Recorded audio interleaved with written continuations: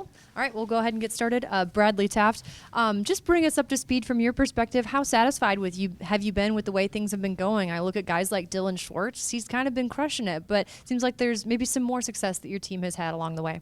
Yeah, it's been a good season. We have a couple new guys with Parker Ross and Lux Turner joining us this year. And honestly, it's been really good. Dylan has come off. He's had a few years of injuries, so this is really kind of his first healthy year back, and he's been doing very well.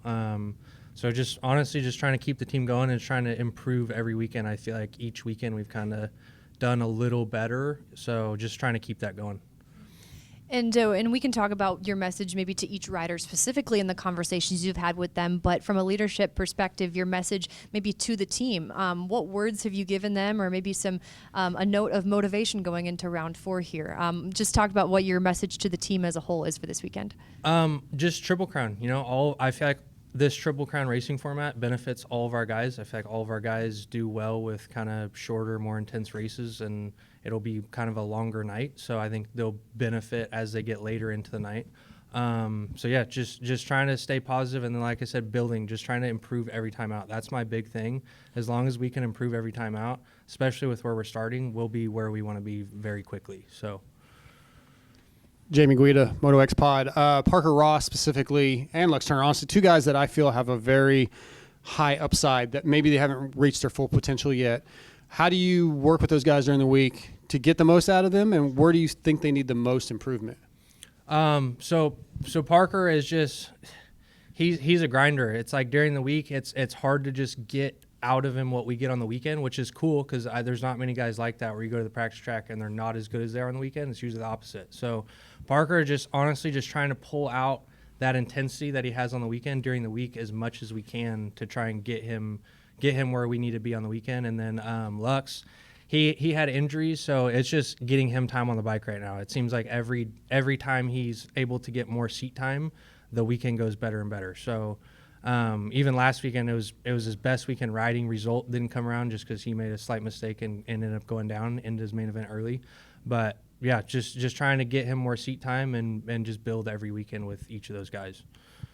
Has the team improved a lot over the last 12 months as far as support, bike? Can you talk about maybe the transformation in recent times? Yes, honestly, I came to this team at the very beginning of last year, right when we made the switch to Yamaha, and we have learned a ton. I mean, just from last year to this year. I mean, last year I remember we were testing constantly, nonstop. We'd show up on the weekend, have whole new setups to try. Like this year, it's just been we kind of know what works, know what doesn't, and we've been able to just give the boys what they want, and just they've been able to get their training laps in and go racing on the weekend. Is there a specific example of maybe something that doesn't work, a road you went down last year that ultimately didn't work out? There was lots. I think we did way too much testing last year. It was obviously a new bike, so we had no idea, right? It was just we were starting from scratch. So we were trying everything that we had heard or could possibly make the bike better, any ideas we may have had. We were trying everything constantly. So now it's like, just from last year, we kind of know what parts maybe were better for Supercross or maybe what parts were better for outdoors, and we can kind of just go straight to those things, and we didn't have to spend so much time testing maybe the stuff that we already know isn't really going to work. To follow up with that, with things that do work or trying to find new things that maybe work better, a team of your level, not at the exact factory level, how hard is it to get the resources you need? I mean, and can you choose almost anything you want outside of some specific sponsors to try to get the parts you need? Yeah, that is what's kind of nice, I think, about us. We can kind of try some different things, and we don't have to stick to, one thing. But yeah, just trying.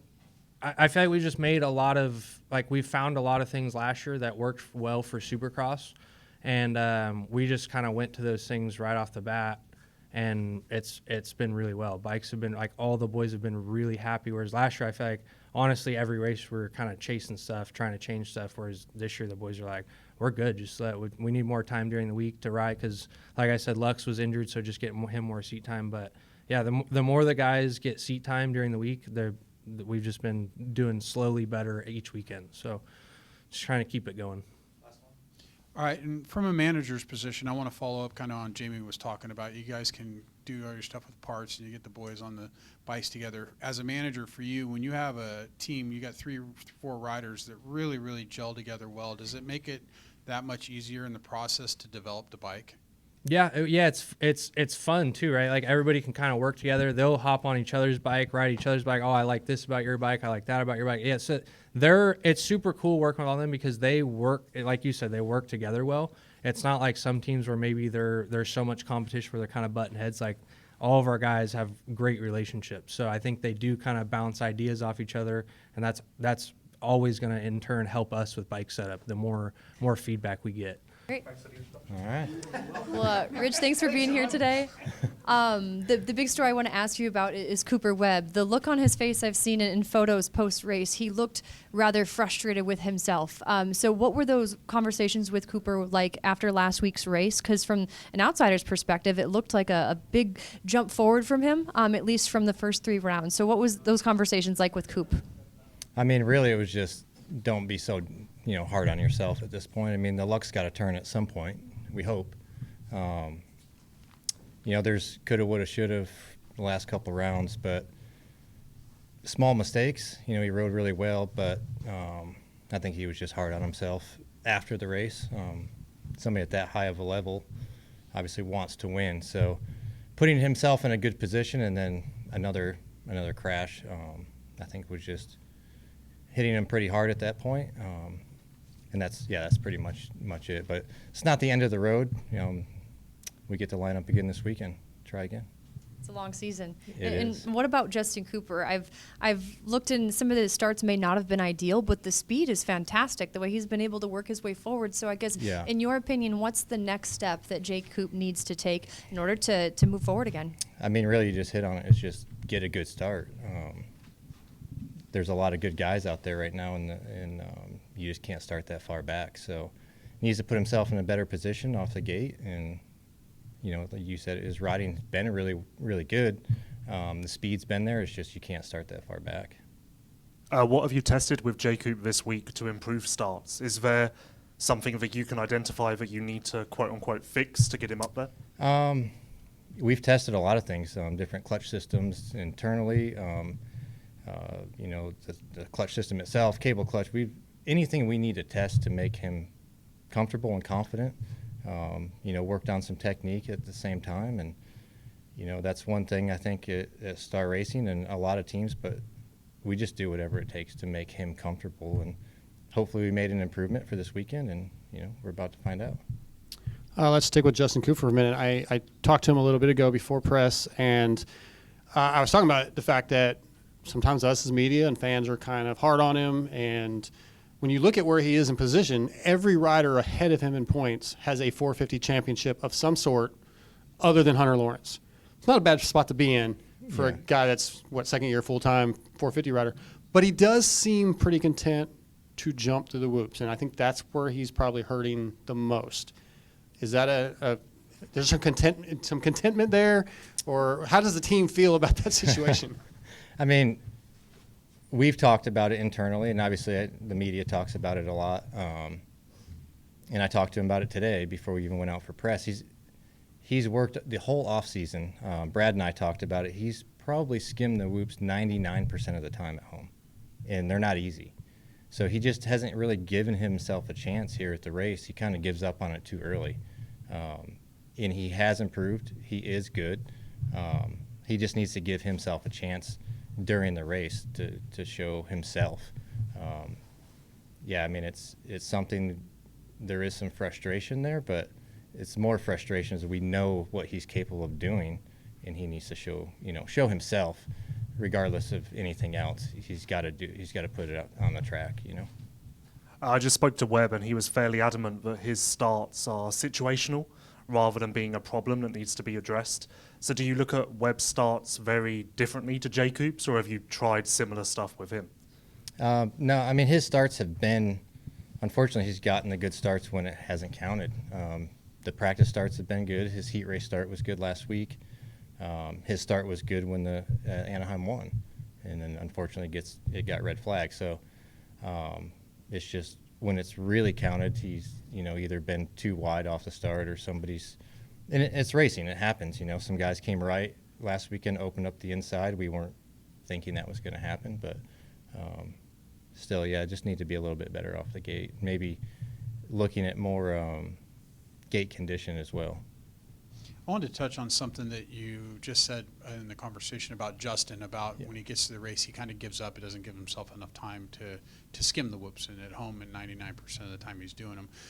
Does that ever factor in as a manager to kind of push a rider who's struggling with something like that to seek sports psychology, anything like that? Do you guys have those kind of conversations? Yeah, I mean, that type of stuff, whether they do or they don't, that's something I would keep internal. But, yeah, I mean, whatever that is to help him build his confidence, to do it at the race, he's got to find that. We've got to help him find that as a team. But it is in there, and it's frustrating for me to hear, and you guys are right to ask him that question and ask me those questions.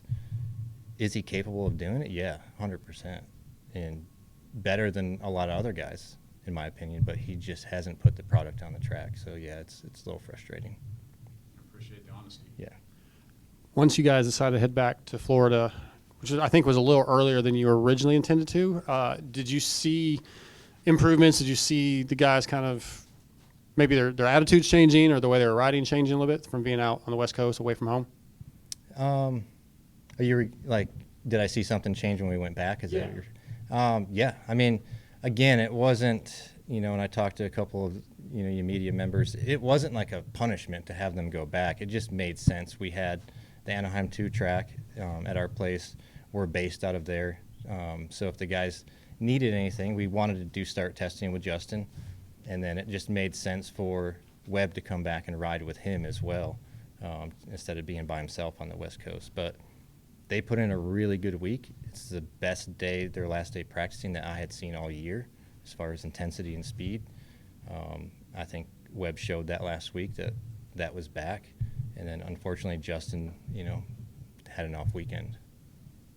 We haven't really had your side of this yet, so maybe you could just expand on how Webb ended up back on the 2025 chassis, how that process went down, how much pushback there maybe was from the Yamaha side, and yeah, how you just arrived at this point. Yeah, I mean, we developed it all off season. He was on it for a long time. We always had his 25 built, and we did find that the engine package we developed on the 26 was better for him. So we put that in his 25, and we would just kind of hop back and forth, and it was getting down to, I don't know what it was, a month, 3 weeks before we were going to go racing, and we put him back on it, and I think we all know he's kind of a creature of habit, and we could have showed up on the 26 and done really well. I think if we would have showed up and we had those first 2 off races, whether it's bike or not, mentally he knows he won a championship on that. He's comfortable. We've been on those settings for a long time. So it just made more sense mentally for him. Do we come in with something that he's really comfortable and confident in, or we come in on something that he is confident in, but you never know when you go racing. There could be some question marks. So why not go racing on what we just won a championship? And Justin Cooper's still on the 26. And if he wanted to jump back on it, we could do it next weekend or whenever he wants. But we're still developing the 26, and it was more just a confidence, comfortability thing mentally for him coming into the season. Awesome. Thank you for joining us, Dustin. I want to start out by asking you about Jason Anderson and what ultimately you took from that race, because I think there are a lot of things we could take. The speed, the fact he still has a lot of that fight in him, but you've been working with him for months leading up to this season. So what did you ultimately take away from last week's race? Yeah, I think the main thing with that is just knowing that he can do that he can go out to the lead and he can lead laps and he can run the pace. I think the pace is very, very high right now. There's a lot of really good guys, and Jason has the pedigree and the talent to do that, right? He's had a rough year, and we've been building with him throughout the off season, and I think it's just good to see him out front and knowing that he belongs. I think once you win a title, you always have that belief, right? But just to go out and do it just looks good, right? And we, myself and the fellow media, we have so many more questions for you on him and Ken Roczen. But one guy who just isn't being talked about enough is Colt Nichols. So what is it that people need to know about Colt Nichols that we haven't maybe, or I'll speak for myself, that I haven't been covering? Right. I think with Colt, I think it's just all about building, right? Colt does have a Lights West title, right? Just the field's deep. So I think round 1, he was 12th. And then you look at the guys around him, like, when you're thinking about it, you're like 12th, okay? But then you look at the guys around him, and it's like you're battling champions. So it's just kind of tough to find that space. And for him, it's just about stacking the weekends and continuing to progress throughout the year. So when we get into these later months, these later rounds where our goals are much bigger than a top 12, right? So I think for him, it's just continuing to get better, continuing to perform, and just keep on building and kind of stacking those blocks. Dan Beaver, NBC Sports. The addition of Jason to the team, is it an exponential growth in what you're getting out of the notes, or is it really just a 2x thing? You've got twice the amount of notes coming now. What do you mean by notes? From the notes that you get building the bike, setting up the bike. Got it. Is there something more than just a 2 times factor that goes into that, or is it really just having the 2 riders? We just want to be better, right? And we looked at Jason. We talked about doing him before SX even started last year. He's a guy that we circled that we thought could fit very, very well with the team. And for us, we just want to continue to get better and continue to compete for a title and a race win and all those things that we're supposed to do as a race team, right? And for us, it's just a value add. And to be honest, I kind of like his style. He's a little bit of a, I don't know. I don't want to say the right word that I'm thinking, but he's just got a little bit of I don't care and a little bit of fight in him, and I think that kind of gels well with our team. Jamie Guida, Moto X Pod. Dustin, with Kenny, a lot's been made out of him that he doesn't touch his bike much. He doesn't have to do a lot. He's very comfortable, which is a good thing. But also at the same point, maybe if you went out and tested and tried a bunch of things, maybe he could find a little bit more. How do you feel about that? I mean, we're always trying to fine-tune the bike, right? I think after last year, we had some points where we wanted to improve, and we tested, let's give an example, we tested 2 or 3 different motors, right? And we think one's better, and then we back-to-back it, and we're going back to base. You know what I mean? So I think for him, it's just having that state of mind where he's comfortable, right? And I think as an athlete, as a racer, if you can turn that switch off, right, to where you're overthinking things and over-complicating the stuff you're doing, I think that's a win for you. So I think, for Ken at this point, it's just trying to simplify the process, right? And to be honest with you, I look at our bikes on the track, and I'm very happy with what I see. So I think, Twisted, REP, the guys that we've put in place to build those bikes, I just think our package is really good. And for Kenny, it's a big window for him, right? So he just knows what it's going to do. So why mess with it right now? Jason just told me that the next item on his to-do list is suspension, and maybe he could be a little bit more comfortable there. Could you expand on maybe what he's looking for, what he's feeling at the moment? When did you talk to him last? Was it today or? Yeah, today. Today? Oh, shit. All right. No, it's fine. So we developed another shock this week that we were going to test in press, this second little press session. We ended up not doing it because we felt like the base was good, and he just didn't want to change it. But we have options that we've already went through with him. I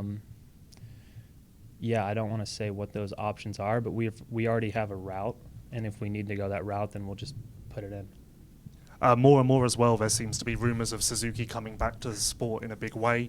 MXGP seems to be on the cards. I heard a rumour this morning about California testing at the moment. Anything you can confirm, deny about the interest from Japan? I think, we just want to go out and do the best that we can, right? And if that means them coming back into the fold a little bit more, that's what that means. And we're just going to continue to push to be better and try to win and represent their brand to the best of our a ability, and whatever they want to do with it is what they do with it. But we're going to go out there and perform. You must at least be able to see an increase in interest from maybe 4 years ago. Yes. Yeah. Hey, I just want to touch a little bit on kind of what Dan was saying earlier about the 2X thing. With the bike, you know, you've got so many years of development in there, and it's just such a great platform, and the guy is not really doing any testing and changing. Have you seen like exponential push forward by having a guy like Jason and Kenny and Colt on the bike? Are they finding things as a team together that you wouldn't found when Ken was by himself, or a situation like that?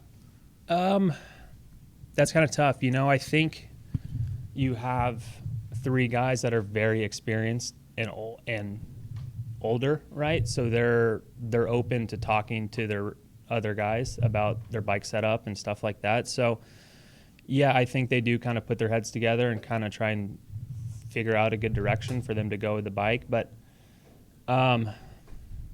yeah, I don't really know how to answer that, to be honest with you. But yeah, they're all older. They're all kind of know what they want, and they kind of go their direction, and it's just on us to give it to them. Dustin, talk just about the team in general, where it came from 7-8 years ago. When you decided to do your own team like this, did you ever see it getting to what it is now? Yeah. Nice. Yeah, no, I feel like we're behind, so yeah. Well, congratulations. It's Yeah. pretty impressive. Dustin, Johnny with Moto Unfiltered. Both of your riders are sitting pretty close to top 5. Did you expect them to be there, or are you pressuring them that we need to get this up a little bit more?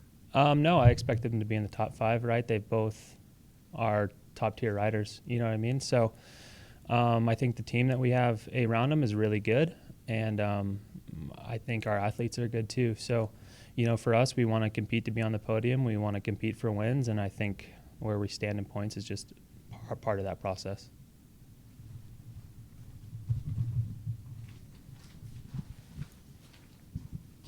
Hey, Tom Jernett, Racer X. Last week, Kenny, obviously not too ideal with the main event. This week, little reset, a little panic. What's the vibe over there? Level-headed would be the vibe for us. The riding was good. We had, I think we locked bars on the start, and I think he just tried to rush that second lap a little bit and just went down. I think those things happen. And, you know, he went from last to 8th, and honestly, like midway through the main, I wasn't sure we were going to get that high up. Just because the track was very one-lined, like it was built in a way that it was very fast, and you had to really force your passes. And yeah, I mean, 8th, we don't want 8th, you know, but I think considering what happened, I look at his lap times and the way he rode, and he rode hard till the end. I think it was a good race. It just the result really wasn't there. So there's no need to panic.